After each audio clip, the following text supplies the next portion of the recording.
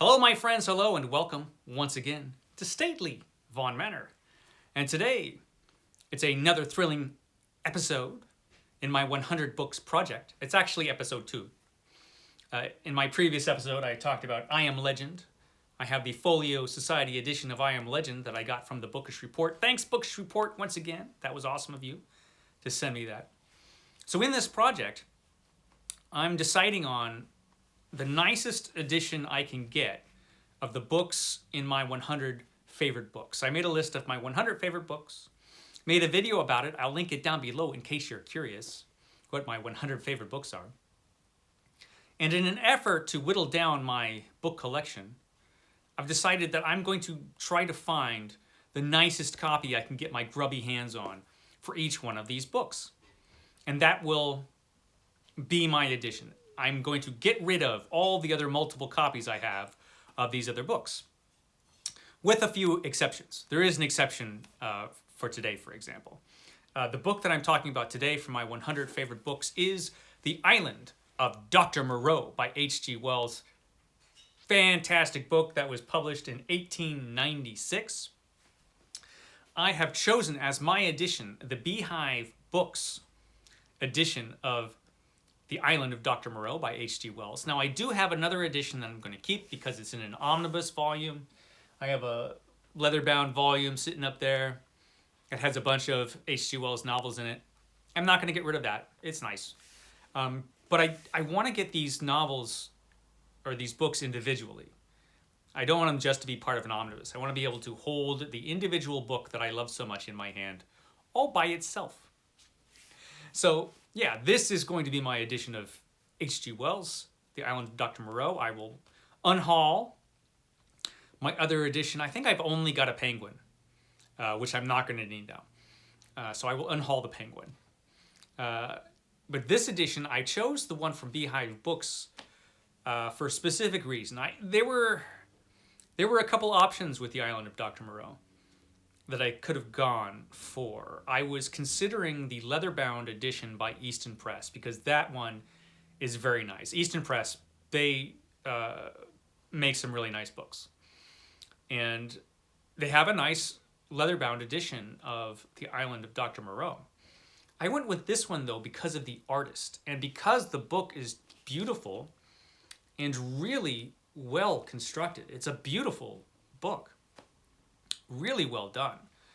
And the artist, Bill Sienkiewicz, who began his career as a comic book artist, he drew a lot of comics that I liked. He drew Moon Knight. I think Moon Knight was his famous one. And then he did Elektra and some other ones. And he was a very experimental comic book artist.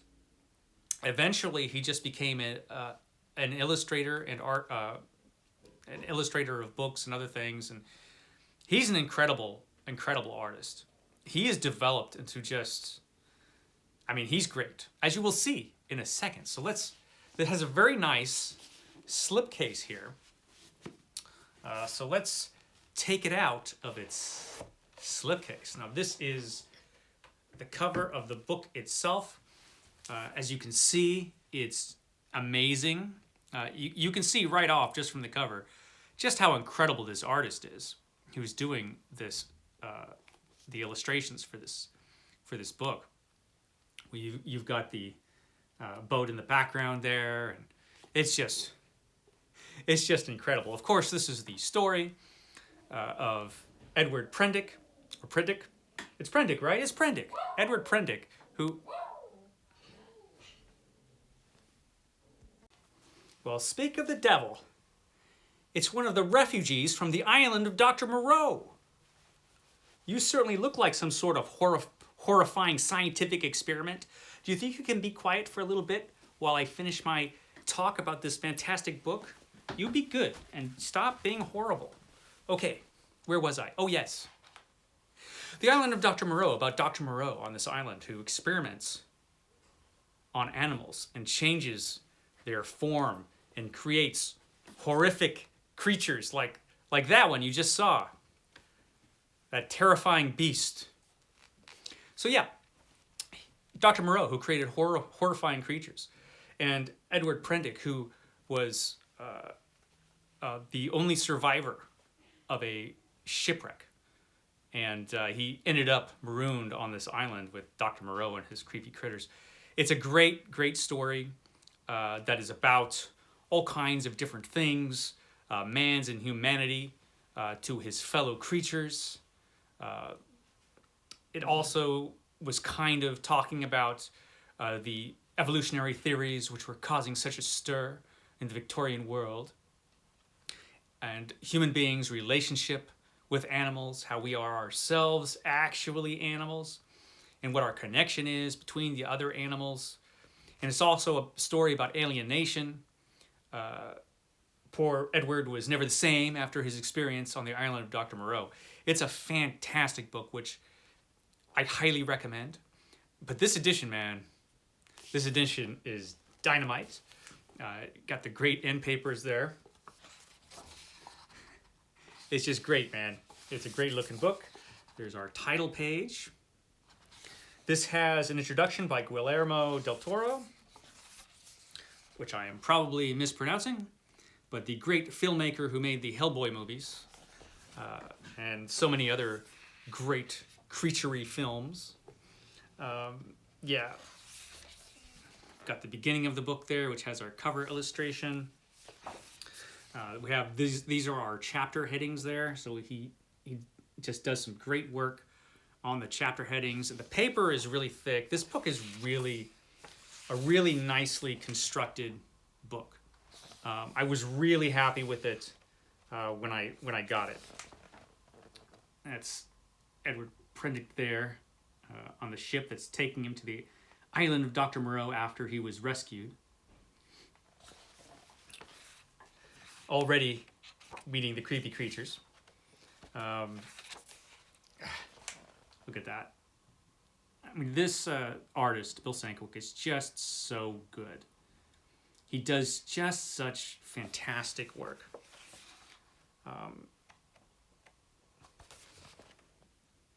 And this book is just full of these illustrations. This one is particularly disturbing right there. This is a disturbing book, actually. A lot of disturbing scenes and just some stuff in this book. This book, if you take it seriously, which you should, is disturbing on multiple levels. This, I think, is one of the finest illustrations from this book. That is just incredible. It's a perfect realization of this story. We always visualize these stories in our heads in our own ways, of course. But a really good illustrator, if he's really good, or if she's really good, a really good illustrator can really make you visualize a story in an entirely different way. And I think with this book, this book achieves that.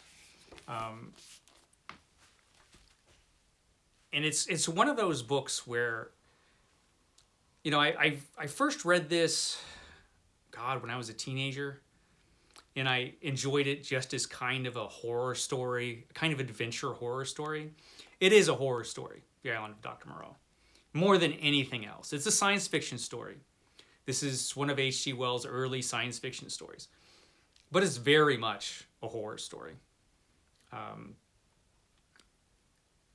Just very disturbing, and I've read it several times over the years, and it's one of those books that every time you read it, you can get something else out of it. You always can see another angle to this story, or there's something else about it that'll impress you differently, which is the sign of a really, really good book. This is not a long book either. It's a pretty short novel, like a lot of his stories were, H.G. Wells. A lot of his early books were pretty short. But he packs so many ideas into it. And not just ideas, but there's a genuine feeling of unease and fear and disgust. A lot of emotions in this story that you feel through Edward's narration. And you really experience the story through the narrator. And at the end of it, after the terrible experience that he's had, like I said, he's changed. He's not the same. And he never will be the same. He looks at the entire world in a completely different way. And he will never feel comfortable ever again. It's really, really good. And I'm really happy with this particular edition. Just excellent quality. The artwork is incredible. So yeah, Beehive Books, man. Good job. Very happy that I picked this one up. Okay, guys, that's all I have to say about this particular book at this particular time. I will catch you next time.